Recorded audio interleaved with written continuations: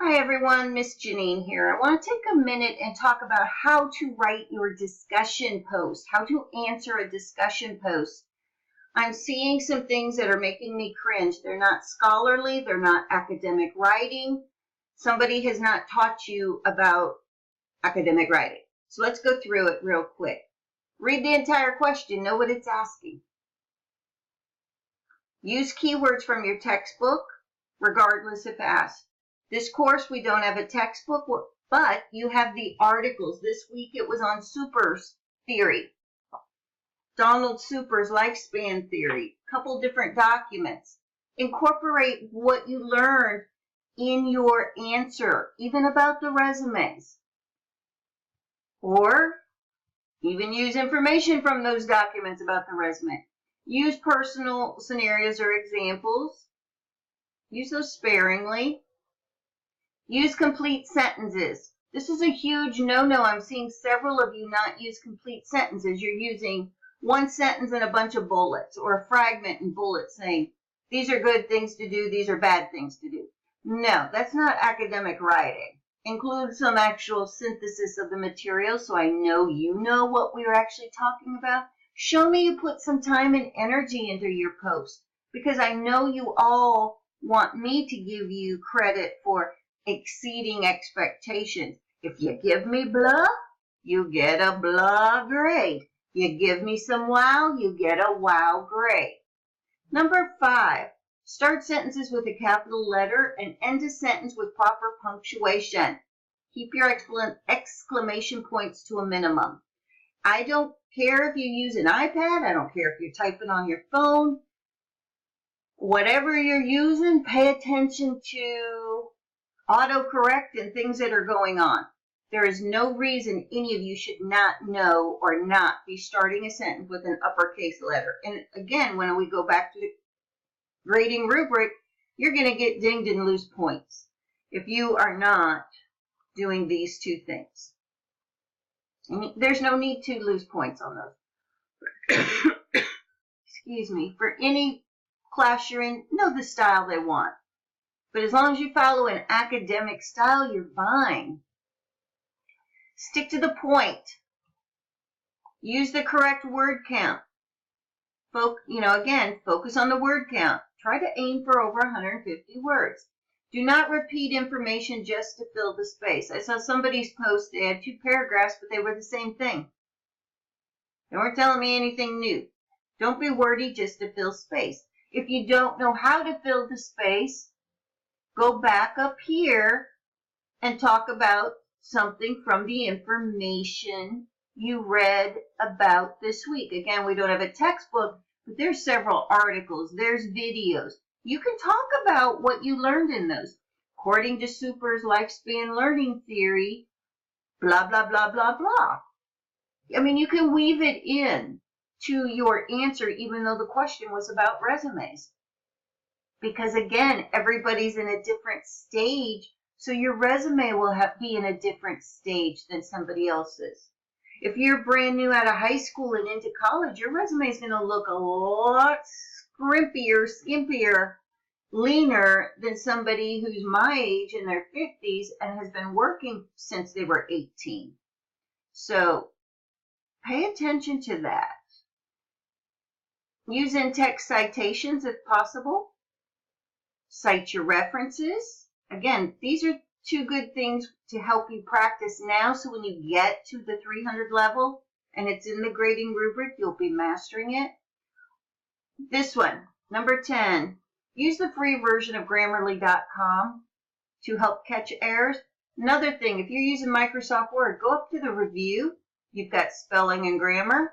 But this read aloud function, if you're using the 365 through the school, this read aloud will help you immensely. I use it now for everything, and first I use the spelling and grammar, then I upload the document to Grammarly, because it's going to catch things that Microsoft doesn't catch, and it'll also help you with like words you keep using all the time over and over. And then I run it through after I've made the changes through Grammarly, I use the read aloud, because read aloud helps you hear things you know, it may read okay, no spelling errors, then when you hear it, it sounds just really messy or dorky. And a read aloud will really help you with that. Another thing about Grammarly.com, when you have it on Firefox, I think it will work for the other one too. But when you actually sign up, have a free version, and you're typing a discussion post or your social media post, it's running and flagging things. You would be surprised that if I didn't have it going, when I'm doing my early morning grading and comments, the things it catches. So Grammarly.com, and then answer all parts of the question. Make sure you're answering all parts of the question. So again, these are just some tips to help you with your discussion post. I'm not going to publicly blast anybody and say, watch your word count, watch this, watch that. That's where you really want to read my feedback privately when I'm grading to you. You know what the grading rubric states. You know if you're following the grading rubric or not. So I encourage you to keep the grading rubric handy. Look at it, look at the word count, look at, bounce the grading rubric and this list of tips against your document before posting. And please don't upload an attachment. Nobody wants to take a risk of getting a virus on their computer by opening attachments. Type or cut and paste your discussion post in the box provided. Again, if you have Grammarly and you're typing, it'll catch things. But I recommend having a Word document that you save in case in case there's a glitch, you don't lose your entire post. So again, read the question, use keywords, use complete sentences. This is probably my biggest pet peeve. Start sentences with a capital letter and end with proper punctuation. Stick to the point and use the correct word count. Grammarly, make it your friend. I'll have people who I don't need Grammarly, and then when I in a seated class and I said, just humor me. Now run an old paper through it. And everybody's watching and their eyes light up as they see all these flags pop up.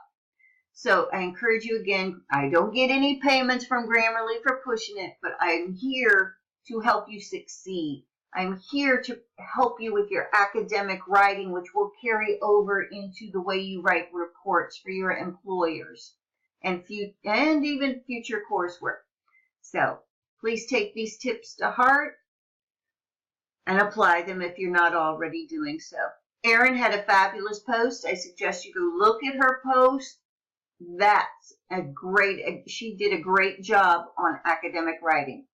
The only, thing I guess I don't really have on here, and I'm going to type it. Whoops, see? Even I make mistakes. Do not use phrases such as, I believe, or I think, or in my opinion. Because again, focus on the facts.